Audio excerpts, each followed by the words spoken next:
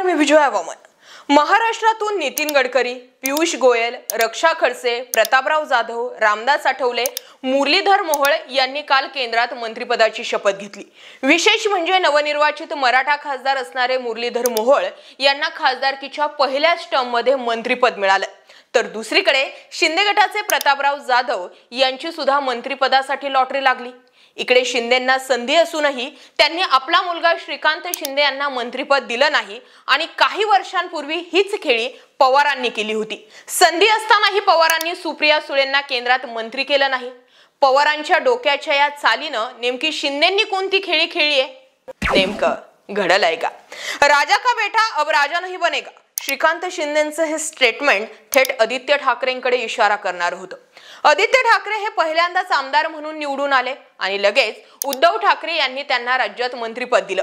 यावरून शिंदे गटाने ठाकरेंना टार्गेट केलं होतं आणि तोच घटनाक्रम रिपीट होणार होता। मात्र एकनाथ शिंदे यांनी श्रीकांत शिंदे यांना मंत्री न करता प्रतापराव जाधव यांचं नाव पुढे केलं।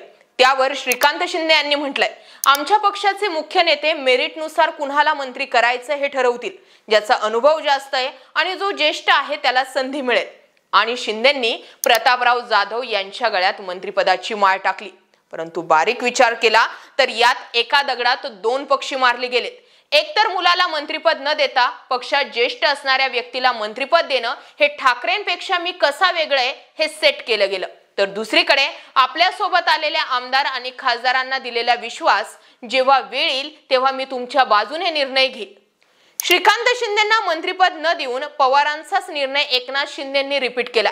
पवारांनी सुप्रिया सुळेंना केंद्रात मंत्री केलं नाही, तोच निर्णय किती योग्य होता हे अजित पवारांच्या बंडानंतर दिसून आलंय।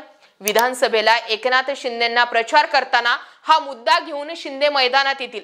श्रीकांत शिंदेंना मी मंत्री केलं नाही, मात्र ठाकरेंनी पहिल्याच टर्म मध्ये आदित्य ठाकरेंना मंत्री केलं, हा मुद्दा घेऊन जरी एकनाथ शिंदे प्रचाराच्या रिंगणात उतरले तरी सुद्धा त्या ठिकाणी उद्धव ठाकरे हे डॅमेज होतात। दुसरा मुद्दा म्हणजे असा की एकनाथ शिंदेंनी या लोकसभा निवडणुकांमध्ये 15 जागा लढवल्या। त्या 15 जागांपैकी 7 ठिकाणी जो आहे तो एकनाथ शिंदेंचाच विजय झालेला आहे। एकनाथ शिंदेंच्या 3 उमेदवारांविरोधात ठाकरेंचे 3 उमेदवार थेट मैदानात होते आणि त्या 3ही जागा ज्या आहेत त्या शिंदेंच्या पदरात पडल्यात। एकंदरीत काय, लोकांना देवेंद्र फडणवीस आणि अजित पवारांची कामगिरी आवडली नाही, परंतु एकनाथ शिंदेंनी मुख्यमंत्री म्हणून केलेली कामगिरी लोकांना थोडीफार पचताना आणि रुजताना दिसते।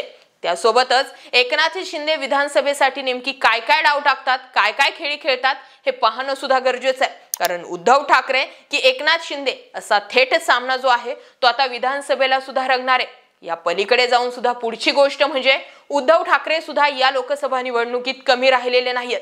पक्ष चिन्ह जाऊन सुद्धा 5 खासदारांचे त्यांनी 9 खासदार करून दाखवलेत।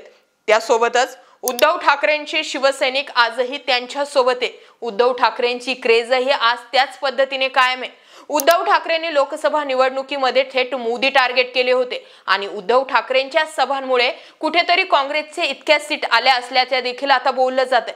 अशामध्ये सगळाच ताळमेळ जर बसवायचं म्हटलं तर एकनाथ शिंदेंना पुढच्या कड्या जोडणं तसं कठीण जाणार आहे।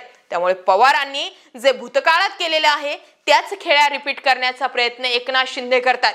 देवेंद्र फडणवीस सुद्धा तेच व्हिक्टिम कार्ड खेळण्याचा प्रयत्न करतात। ज्या पद्धतीने राष्ट्रवादी फुटली आणि या फाटाफुटीत शरद पवारांच्या बाजूने सहानुभूतीची लाट गेली, तशीच सहानुभूतीची लाट आता फडणवीस आपल्या बाजूने खेचण्याचा प्रयत्न करतात। आपल्याला सरकारमध्ये राहायचं नाहीये, मी माझ्या मंत्रिपदाचा राजीनामा देतो, मला बाहेर राहून काम करायचंय, मी पराभवाची नैतिक जबाबदारी स्वीकारतो, हे सगळे स्टेटमेंट फडणवीस आपल्या बाजूने सहानुभूती खेचण्यासाठीच करतात। एकंदरीत जे प्रयोग पवारांनी भूतकाळात केलेले आहे तेच प्रयोग आता भविष्यामध्ये एकनाथ शिंदे असो किंवा फडणवीस असो हे करू पाहतात आणि त्यामुळेच नेमका हाताशी काय येतंय हे पाहणं सुद्धा गरजेचं आहे। याबाबत तुमचं काय मत आहे? श्रीकांत शिंदेंना मंत्री न करून एकनाथ शिंदे हे विधानसभेला याच कार्डचा वापर पुढे करतील का आणि त्यामुळे एकनाथ शिंदेंवरती लोकांचा विश्वास वाढेल का? जरूर व्यक्त व्हा। जय महाराष्ट्र पब्लिक।